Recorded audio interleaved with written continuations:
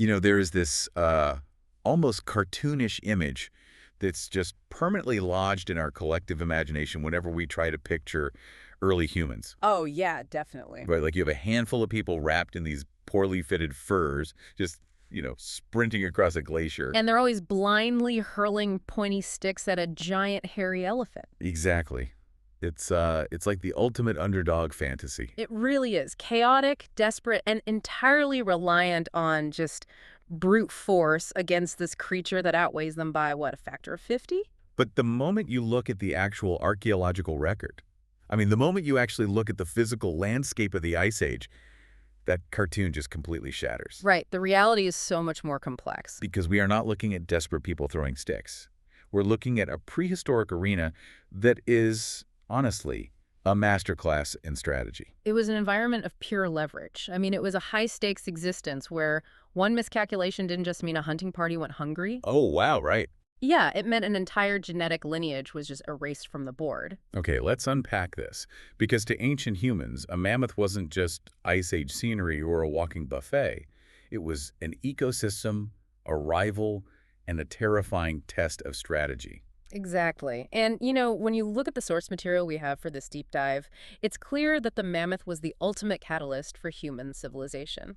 So today, for you listening, we're taking a massive stack of research notes and historical analysis to really explore this. Because the sources reveal that the mammoth essentially compressed every major theme of early human development. I mean, technology, art, architecture, and ecological consequence into one enormous body. It's wild to think about. It was a walking monument that forced human beings to either evolve their thinking or literally perish in the cold. Right. And to understand the scale of what we are talking about, we have to start with the animal itself. Yeah, because we tend to use the word mammoth as this giant catch-all term, right? We do, but the genus Mammothus was actually incredibly diverse. So it wasn't just one type of hairy elephant everywhere. No, not at all. We are primarily looking at two main actors on this stage. The most famous, of course, is the woolly mammoth. Right, the classic one. Exactly. They were spectacularly adapted to the cold, dry grassland ecosystem stretching across northern Eurasia and Beringia, which we call the Mammoth Steppe. But there were others in North America, right? Yes, if you move over to North America, you have the Columbian mammoth, and they lived further south in a slightly milder climate. And they were bigger? They were generally even larger than their woolly cousins, yeah. And they lacked that iconic thick coat of hair. Well, let's focus on that woolly mammoth for a second because its physical adaptations are just, well, they're a marvel of biological engineering. Oh, absolutely. Nature basically built a fortress of flesh and fur to survive the Pleistocene. Right. We're talking about a dense, fine underfur right next to the skin, and then these outer guard hairs. Which could be up to 3 feet long, by the way. Wait, really? 3 feet of hair? Yeah, dragging in the snow. And underneath all of that, a massive layer of insulating fat, sometimes 4 inches thick. Wow. But the anatomy goes way beyond just, putting on a heavy coat. It does. Every single inch of their body was heavily modified for thermal efficiency. Just consider their extremities for a moment. Like their ears. Right. If you look at a modern African elephant, their massive ears are essentially biological radiators. Designed to dissipate heat, I assume. Exactly. Blood pumps into the ears, the air cools it, and it recirculates through the body. But in the brutal cold of the Ice Age, a mammoth needed to retain every single ounce of heat. Right, so evolution shrank their ears and their tails drastically. Because otherwise they just freeze off, right? Frostbite. Exactly. It reduces surface area. It's a Yeah. perfect example of what biologists call Allen's rule. Animals in colder climates have shorter limbs and appendages. Oh, that makes total sense. And they even had a massive shoulder hump, right? Yeah, which wasn't just a bone structure. Oh, it wasn't. No, it was a giant reservoir of brown fat. It was specifically designed for energy storage and rapid heat generation during the harshest winter months. So they basically had an internal space heater. That's a great way to put it, yeah. And to fuel that massive furnace, their teeth had to be incredibly specialized. Right, because they are eating constantly. Exactly. They didn't just chew, they milled. They had these massive high-crowned molars covered in parallel ridges of hard enamel. Like giant grinding stones. Precisely. Because the grasses and sedges of the steppe are incredibly tough and abrasive. They're full of silica. So a normal tooth would just get destroyed. It would be ground to dust in a few years. So mammoths evolved this conveyor belt system. Wait, what do you mean by a conveyor belt system? Well, as the front of a molar wore down and literally fell out, a new one pushed forward from the back of the jaw to replace it. Oh, wow. That's incredible. And because of that immense dietary requirement, they weren't just passively wandering through this environment. No, the source material specifically refers to them as ecosystem engineers. They actively terraformed the world they lived in, right? Yes, a single mammoth required hundreds of pounds of forage every single day. Just to keep the furnace burning. Right. Now, picture matriarchal herds of these animals moving across the landscape. That's a lot of weight. A tremendous amount. They are constantly grazing, but they are also tearing down young trees, trampling shrubs, disturbing the deep snow cover so they can get to the grass below. And depositing massive amounts of nutrient-rich dung, I assume? Lots of dung, yes. So they were literally landscaping the Ice Age. They were. That constant heavy disruption is actually what maintained the mammoth steppe as an open grassland. Oh, I see. They were the engine of a biological feedback loop. Exactly. If the mammoths hadn't been constantly clearing the brush, aggressively pruning the landscape, and recycling those nutrients, the open steppe would have eventually been overtaken by dark, mossy tundra and coniferous forests. Which, spoiler alert, is exactly what happened when they finally left the stage. Right. It completely changed the ecosystem. But what's really amazing is that we have an incredible window into the specific lives of these herds today. We do, thanks to modern science. Yeah, the sources highlight this fascinating study published in the journal Science, which was covered recently by Wired. It's an incredible piece of research. They managed to track the entire granular life story of a single male woolly mammoth that lived, what, 17,000 years ago? Yeah, around that time. And they did this by analyzing the isotopes locked inside his tusk. Okay, I need you to explain this to everyone listening. How does a tusk tell a life story? Well, a mammoth's tusk grows continuously throughout its entire life. It forms in these microscopic layers, almost like cones stacked inside of other cones. Okay, like rings on a tree. Exactly like tree rings. And as the animal eats and drinks, chemical signatures from the environment enter the bloodstream and crystallize in those specific dentin layers. It's like reading a diary carved into a tooth.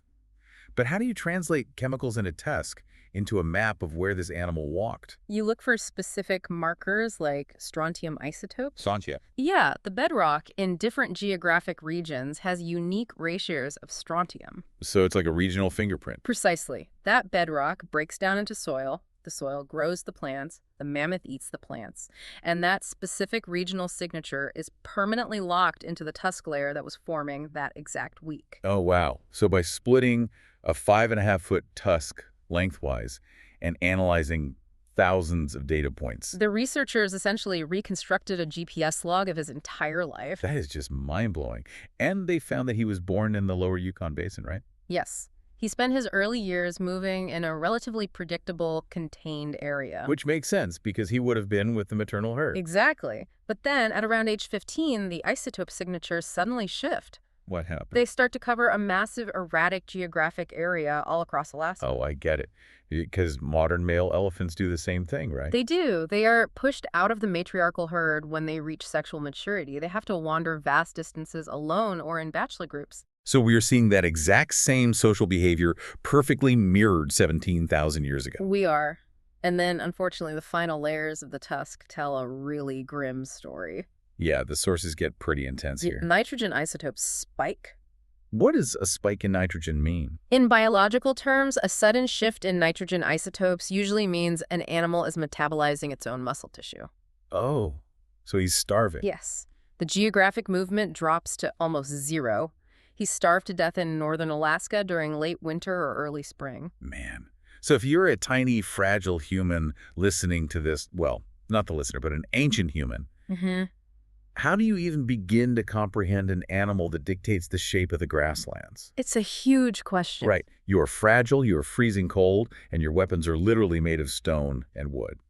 How do you take down a biological tank? It requires a massive psychological and strategic leap.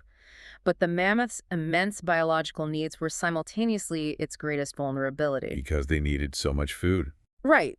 Because they required so much forage and water, they couldn't exactly move through the landscape undetected. Oh, I see. They left a massive trail. Massive tracking signs. We are talking about Deeply worn migration paths, enormous footprints, broken forests, and distinct smells. So that their biology made them predictable. Highly predictable. And predictability is the very first vulnerability that humans learn to exploit. Okay, because you don't hunt a predictable giant by running at it screaming.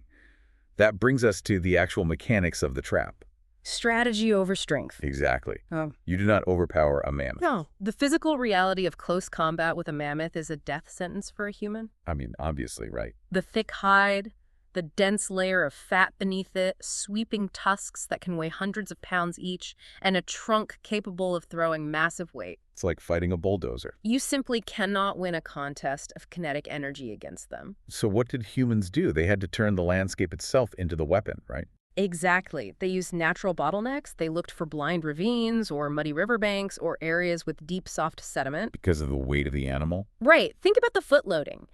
If you have an animal that weighs 6 tons, the amount of weight pressing down on every square inch of its foot is immense. Oh, so they step in the mud. They sink. If you can drive them into soft ground, they bog down. They exhaust themselves fighting the terrain before the human hunters ever even engage. That is brilliant. And there's a compelling 2024 study published in PLOS One, covered by UC Berkeley and The Guardian, that forces us to completely rethink the weaponry used in these encounters. Yes, this is a fascinating hypothesis. It focuses on Clovis points. Which are those famous, beautifully fluted stone projectile points, right? Found all across North America. Yes, often intimately associated with mammoth kill sites. And the traditional assumption has always been that humans latched these Clovis points to spears and threw them, or maybe thrust them like javelins. That's been the standard model, yes.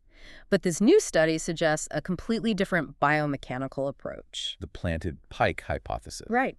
The researchers proposed that hunters may have taken heavy shafts tipped with these incredibly sharp Clovis points, braced the blunt end firmly against the solid earth, And angled the spear point upward toward the charging animal. Exactly. Here's where it gets really interesting for you listening. Think of this like prehistoric martial arts. That's a perfect analogy. You don't try to stop a speeding freight train with your bare hands. You use the train's own weight against it. Right. If a multi-ton mammoth is charging you and you have a pike anchored in the bedrock, the mammoth's own kinetic energy drives the stone point deep into its body. Through the tough hide, through the fat layer, and into the vital organs. The human isn't providing the force, the mammoth is. Humanity's greatest weapon wasn't the spear, it was leverage. And what's fascinating here is the design of the Clovis point actually supports this idea. Oh, really? How so? They are fluted, meaning a flake of stone was chipped away from the base, creating a groove. Right, the classic Clovis look. That groove allows the point to be securely slotted into a split wooden shaft and bound tightly. Right. If it were just a thrown spear, it might shatter on impact with thick hide. But as a stationary pike absorbing a massive compressive force, Oh, I see. that fluted binding acts like a shock absorber, keeping the weapon intact as it penetrates. Now, the sources do note that this planted pike hypothesis is still heavily debated among archaeologists. It is. Experimental archaeology is still testing whether the wood shafts could withstand that kind of compressive force without snapping. Right, but whether they were planting pikes or using thrusting spears in muddy bogs, we know for a fact these high-stakes interactions happened. Oh, we have undeniable physical evidence. At sites like Naco and Murray Springs in Arizona, Clovis projectile points have been found directly associated with the skeletal remains of Columbian mammoths. In some cases, the points are found literally inside the rib cages. Yes, proving the interaction. I just try to put myself in that moment. The absolute nerve it takes to hold your ground, bracing a piece of wood against the earth, while a creature the size of a 2-story building bears down on you. It's terrifying to even imagine. It really is. But the crucial thing to remember is that this was never a solo act. No, absolutely not. The hunt was a social engine. It required an incredibly complex division of labor. It did. You needed expert trackers who could read crushed grass and dung to determine how fresh a trail was. You needed scouts to monitor wind direction. Essential, because a mammoth's olfactory senses were incredibly sharp. If they smelled you, they would bolt or attack. Right. And you needed drivers, people assigned to make noise or wave fire to push the herd toward that precise muddy terrain you selected. And long before the hunt even started, you needed master toolmakers who could perfectly flake a Clovis point out of chert or obsidian. So bringing down a mammoth wasn't a heroic solo endeavor.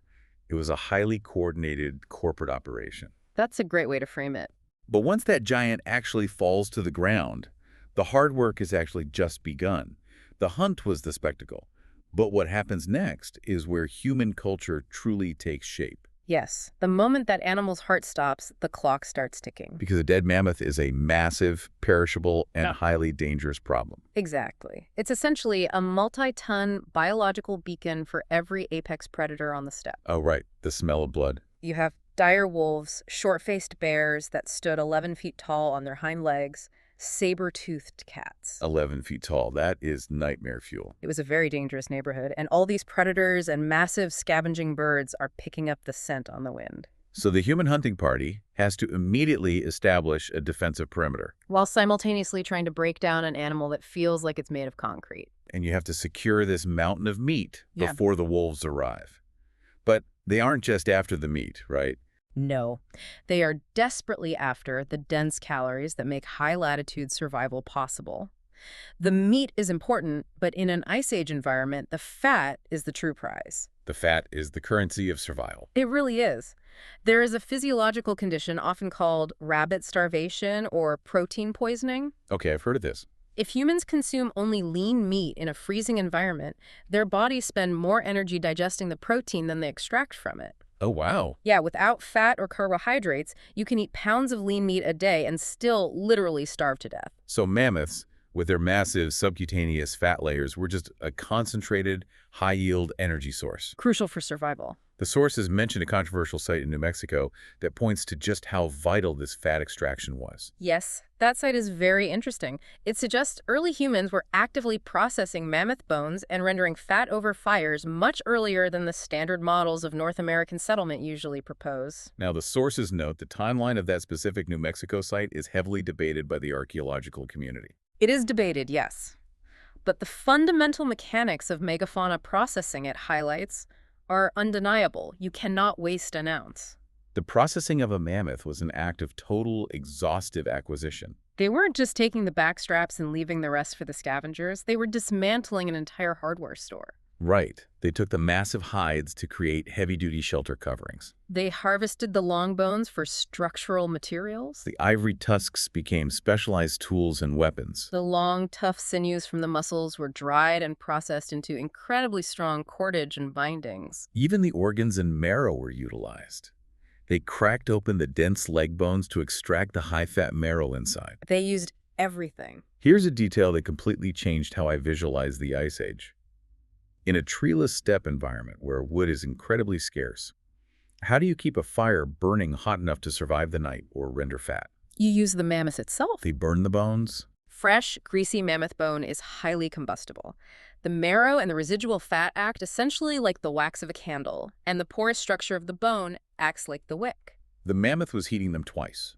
Once as dense calories digested in their bodies, and once as literal fire keeping the frostbite away. Exactly. Imagine the logistics for you listening. You've got tons of meat, predators circling, and a freezing landscape. Who gets what? Who organizes this? It demanded intense social organization. Someone has to assign the labor of scraping the hide versus defending the camp. Right. Someone has to dictate how the nutrient-dense organs are distributed.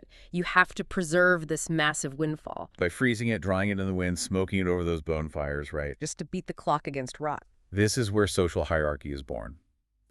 The feast isn't just about eating, it's about politics and distribution. I agree completely. If we connect this to the bigger picture, processing the mammoth taught humans how to turn a temporary biological windfall into long-term survival infrastructure. It forced early humans to create systems of governance to manage abundance. Right. It demanded communication, role assignment, and deep social trust. But the sources show humans didn't just consume the mammoth and move on. They took the leftovers and did something truly astonishing. They moved inside them. Yeah, mammoth remains literally became human habitats. This is a profound shift in the human story. We transition from sheer biological survival to complex cultural expression. In parts of Eastern Europe, specifically the Mezerich site in Ukraine, which dates back roughly 18,000 years, right? Roughly, yes. Archaeologists have excavated temporary structures built almost entirely out of mammoth remains. Wait, logistically, a mammoth skull weighs hundreds of pounds. A single jawbone is massive. How are small nomadic bands of people lifting, moving, and interlocking these bones without modern cranes or pulleys? It requires immense communal effort and a deep understanding of structural geometry. They must have really known what they were doing. At Meserich, they used the massive, heavy mammoth skulls as foundational cornerstones, sinking them into the earth. Okay. They took the long leg bones and used them as vertical structural supports. They used the interlocking jawbones, stacking them in a chevron pattern to build the walls. Wow. And they utilized the curved, massive tusks to form the arched roof frames, which were likely covered by mammoth hides, turf or wood, and birch bark to create a weather-tight dome. So what does this all mean for you?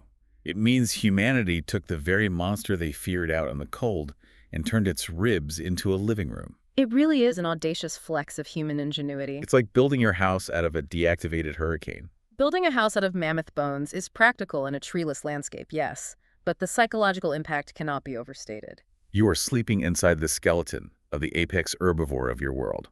And that psychological transformation of the mammoth's body extended far beyond architecture.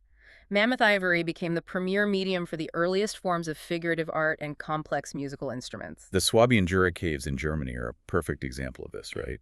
They are. They are a UNESCO World Heritage Site, essentially serving as an Ice Age art gallery. And the absolute crown jewel found there is the Lion Man. The Lion Man, yes, it's an extraordinary artifact. It's a 40,000-year-old sculpture carved entirely from a mammoth tusk. Depicting a figure with a human body and the head of a cave lion. Exactly. What gets me is the sheer physical labor involved. We are talking about dense fossilized ivory and flint tools. Experimental archaeologists have actually attempted to recreate the Lion Man using the flint tools available at the time. And how long did it take? Well, they found that the ivory has to be constantly soaked in water to make it pliable enough to carve.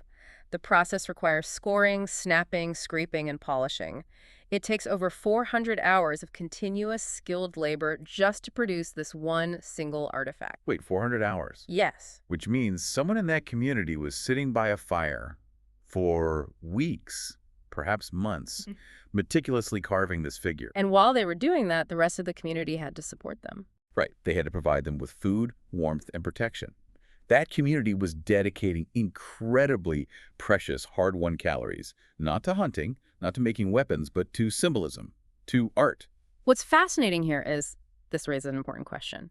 Does building your home out of a massive animal or carving its tusk into a half-human, half-lion figure show absolute dominance over nature or absolute dependence on it? Oh, that's a brilliant way to frame it. Because without the mammoth, there is no shelter.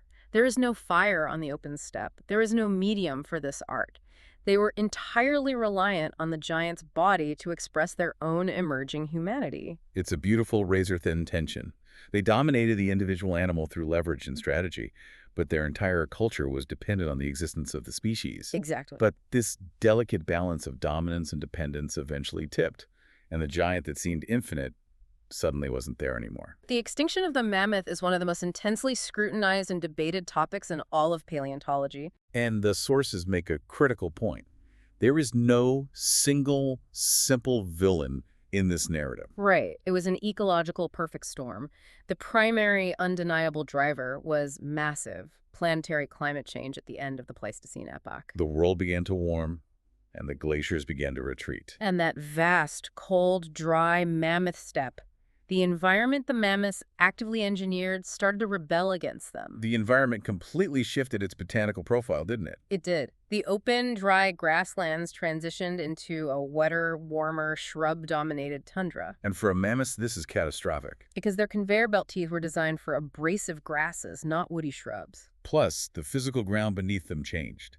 The dry steppe turned into a boggy, thawing wetland. We talked earlier about footloading and using mud as a trap during hunts. Now the entire world is becoming a mud trap. Their immense size and heavy footloading made it incredibly difficult to navigate this soft, wet ground. Right. Their specialized habitat was quite literally evaporating and melting beneath their feet. They were nutritionally stressed and geographically fragmented. So you have a species whose grocery store is rapidly replacing all its food with things they can't digest, and the floor of the store is turning into quicksand. Exactly. But then Enter the humans. Human hunting applied the final fatal pressure on these stressed, slow-breeding populations. We really have to look at the biology of reproduction here to understand why. Mammoths, much like modern elephants, had a very slow, precarious reproductive cycle. Gestation is like 2 years, right? Nearly 2 years, yes. And they give birth to a single calf. That calf requires years of intensive maternal care and milk before it can survive on its own. It's a classic boom and bust vulnerability. An animal with that kind of slow reproductive biology cannot withstand sustained compounded losses. If a herd loses 2 breeding-age females to human hunters in a year, it might take a decade to replace them.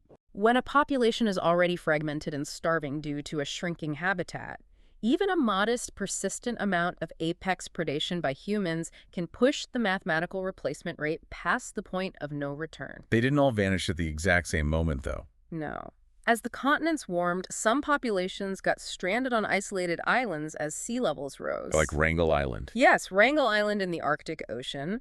A population of woolly mammoths survived there until roughly 4,000 years ago. Just to put that timeline into perspective, there were still woolly mammoths walking around on an island while the Great Pyramid of Giza was being constructed in Egypt.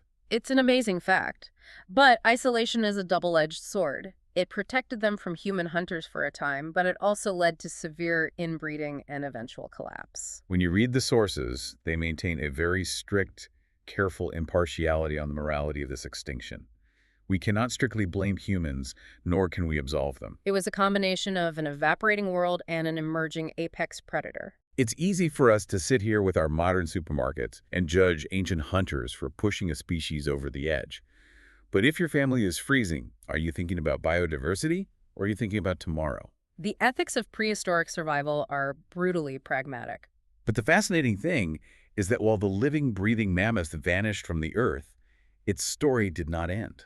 No, its tusks remained buried in the permafrost, waiting to spark an entirely new kind of human economy thousands of years later. After extinction, the mammoth became a creature of myth, right? Because people found giant bones underground. Yes, and eventually a global commodity. Today, thawing permafrost in places like Siberia allows for the legal harvesting of fossilized mammoth ivory. It's a massive industry. On paper, the logic seems sound. The animal has been dead for 10,000 years. But this legal trade creates a massive, unintended loophole for poachers. It's a very serious ethical dilemma outlined in the sources. The international trade in elephant ivory is heavily banned under CITES to combat the poaching crisis. But mammoth ivory is generally legal. Right. But because highly polished carved mammoth ivory and carved elephant ivory look incredibly similar to the untrained eye, bad actors use the mammoth trade to hide elephant poaching. They launder the illegal ivory. They artificially age modern elephant tusks and label them as ancient mammoth ivory to slip them into the legal market. Exactly. Think about the irony here. The mammoth is extinct, but its buried tusks are still dictating the fate of its living cousins, the elephants. We're still extracting value from this animal thousands of years after its heart stopped beating. Fortunately, a 2025 Wildlife Society report notes that researchers are developing tools to close this loophole. Like stable isotope tests. Yes. They look for the bomb curve from radiocarbon dating. Oh, from the nuclear testing in the 50s. Exactly. If a piece of ivory has elevated carbon-14 from those tests, it definitively cannot be a 10,000-year-old mammoth. It distinguishes legal fossil ivory from illegal modern elephant ivory. That's fascinating. But extracting old ivory isn't the final chapter. Now, modern science wants to extract the DNA and rewrite the ending completely. This is the frontier of biotechnology. Companies like Colossal Biosciences are currently attempting de-extinction. According to a 2026 report by Axios, they are aiming for a first birth by 2028. Yes, but they aren't creating a 100% true mammoth. DNA degrades over time. So what are they creating? A genetically engineered, cold-adapted elephant with mammoth traits. They take an Asian elephant genome and use CRISPR to splice in mammoth traits. Like the thick hair, the fat layers, and the cold-adapted blood. Precisely. And proponents argue these animals could help restore cold ecosystems, acting as ecosystem engineers again. They believe that trampling the snow and knocking down shrubs will help preserve the permafrost and keep greenhouse gases trapped. But the sources also highlight intense criticism of this project. Yes, critics argue it's a spectacle that distracts from saving currently living endangered species. We are in a mass extinction event right now. And there are massive animal welfare concerns. like using endangered Asian elephants as surrogates for these engineered embryos. It raises profound ethical questions. Where would these engineered animals live? Would they have a social structure? Is it fair to a highly intelligent creature to be a scientific experiment? Let's pause and look at this. Are we doing this for the mammoth's sake, to heal the Earth? Or are we doing this for our own vanity, to prove that human technology can conquer even extinction itself? The sources present both sides impartially, but these are the critical questions we have to ask. So we've traced the mammoth from a walking ecosystem to a catalyst for human strategy and cooperation, to a building material and art subject, all the way to a modern scientific commodity and the symbol of extinction. The mammoth taught humanity that power isn't just about physical size. It's about observation, leverage, and culture. We survived by depending on giants, and in doing so, we became the giants ourselves. Imagine a future where a mammoth-like creature walks the tundra again, bioengineered in a lab. But the modern humans who observe it on their screens no longer know how to read the wind, track a footprint, or survive the cold. Have we resurrected a giant, only to prove that we've lost the very connection to the wild that it originally taught us? It's an incredible thought. Thank you so much for joining us on this deep dive into the source material. We hope it makes you keep questioning the world around you.